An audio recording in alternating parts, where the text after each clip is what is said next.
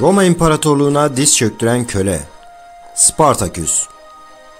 Gladyatörler bugünün futbol starları gibiydi. Roma'nın her yerinde gladyatör okulları vardı ve sürekli arenalarda bu okulların gladyatörleri halkı eğlendiriyor, ölümüne dövüşüyorlardı. Köleler yetenek ve becerilerine göre ayrılıyor ve değişik işlere veriliyordu.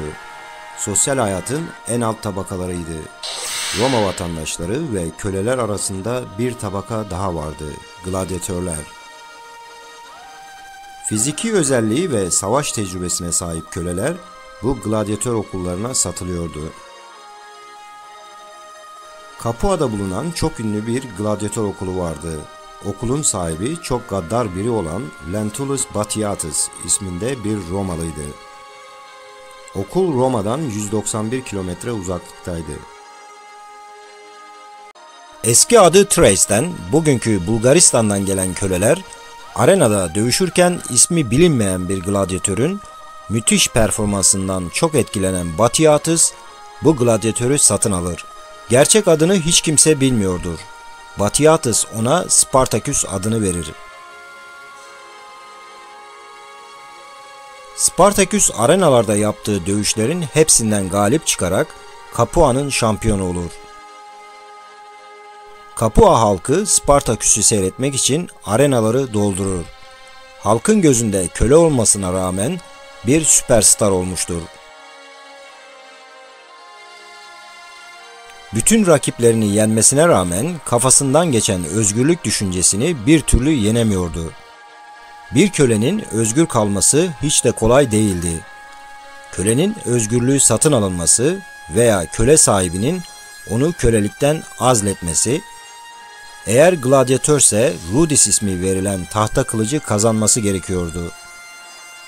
Rudis'i kazanmak için gladyatör en az 3 sene düzinelerce dövüşten galip çıkması gerekiyordu. Ve bu zaferler tahta kılıç Rudis'in üzerine yazılıyor, gladyatör özgür kalıyordu. Spartaküs'ün müthiş performansı ve düzinelerce dövüşü kazanması ona Rudis'i kazandırmamıştı. Spartaküs özgür kalmak istiyordu. Kendi bulunduğu okuldaki gladyatörlere de özgürlük düşüncesini aşıladı. Kaçış planları yapmaya başladılar. Bir gün Spartaküs ve diğer gladyatörler ellerine geçirdikleri mutfak aletleri ve bir takım gladyatör silahlarıyla ev halkını ve bodyguardları öldürüp 70 tane gladyatörle kaçmayı başardı. Batiatus, Spartaküs ve arkadaşlarının öldürülmesi ya da yakalanması için bir grup paralı askeri yollar. Spartaküs ve arkadaşları bunları öldürür ve silahlarını alırlar. Spartaküs köyleri ve kasabaları yağmalamaya başlar. Buralardaki köleler Spartaküs'e katılır. Sayıları binlerce olmuş ve Spartaküs'ü lider, Krixis ve Animaias'ı yardımcıları seçmişlerdi. Roma Praetor Glaber liderliğinde 3000 kişilik bir orduyu Spartaküs'ü yenmesi için yollar. Spartaküs diğer gladyatörlerle Vesuvius Dağı'na çıkar. Praetor Glaber 3000 kişilik ordusuyla gelir ve Vesuvius Dağı'na olan tek iniş çıkışı tutar. Ve bekler, amacı gladyatörleri orada hapsetmek ve açlıktan, susuzluktan teslim olmaya zorlamaktır. Spartaküs hiç beklenmedik bir hamle yapar. Sarmaşıklardan yaptıkları halatlarla hiç umulmadık bir yerden aşağı inip Glaber'ın ordusuna arkadan saldırır. Onları yener. Şimdi herkese yetecek silah, mühimmat ve yiyecek vardır. Glaber öldürülür. Bu başarıyı duyan diğer köleler Spartaküs'e katılır. Sayıları 10 binlerce olmuştur. Bunu duyan Roma başka bir praetor görevlendirir. Roma Senatosu'nun görevlendirdiği yeni praetor Verinius, Spartaküs'e doğru ordusuyla harekete geçer. Bir süre sonra karşılaşırlar ve Spartaküs bu savaştan da zaferle ayrılır. Praetor Verinius hayatını zor kurtarıp kaçar. Spartaküs'ün bu zaferinden sonra sayısı 70.000 civarına ulaşır. Spartaküs buradan güneye doğru ilerlerken yaptığı bir yağmalamada Animaias öldürülür. Ama Spartaküs'ün sayısı gittikçe artıyordur. Spartaküs Alpleri geçerek özgürlük istiyordu.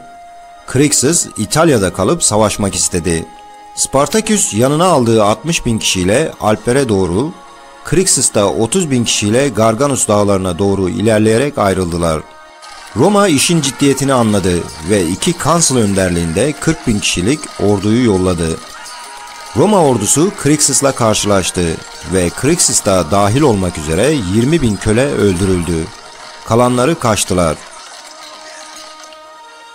2 kansıl ordusunun arasında kalan Spartaküs ve 60.000 köle bu 2 kansılı yendi.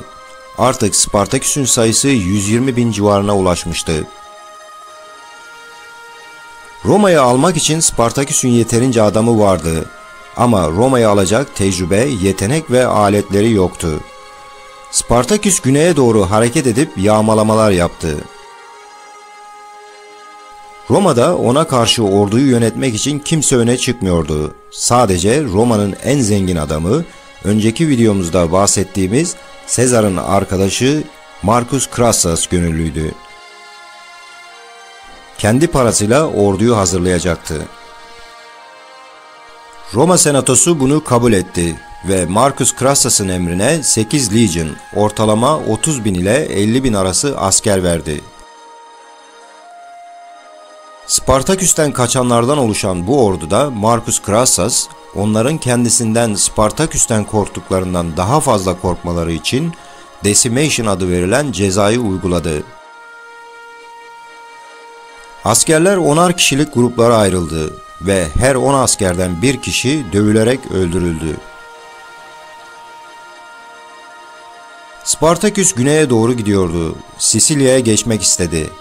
Marcus Crassus Spartaküs'ün peşinden geliyor, onu yakalamaya çalışıyordu. Spartaküs güneyde Sicilya'ya geçmek için korsanlarla anlaştı ve onlara para verdi.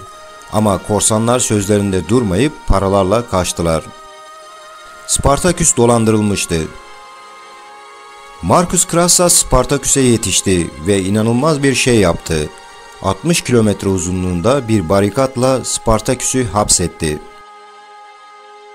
Spartaküs birkaç denemeden sonra barikatı yarıp kuzeye ilerledi. Marcus Crassus peşindeydi. Roma Senatosu 2 değişik ordu daha yolladı. Bunlardan biri Sezar'ın dostu ve düşmanı Pompey'di. 3 ordu arasında kalan Spartaküs Crassus'la savaştı. Spartaküs çok cesurca ölümüne savaşıyordu. Önüne geleni kılıç darbeleriyle öldürüyor ve Marcus Crassus'ı arıyordu. Onu sonunda bulmuştu ama aralarında bir bodyguard ordusu vardı. Spartaküs tek başına bodyguardlara saldırdı. İlk olarak 2 tane en üst düzey bodyguard subayını, 2 centurion'u kılıç darbeleriyle öldürdü. Birkaç bodyguard'ı daha öldürdü. Çok yara almıştı. Tam Marcus Crassus'a ulaşmak üzereydi ki aldığı mızrak darbeleriyle yere yıkıldı ve öldürüldü. On binlerce köle öldürüldü. Yakalananlar çarmıha gerildi. Ama Spartaküs'ün cesedi ortadan kayboldu. Bulunamadı. Spartaküs bir efsane olmuştu.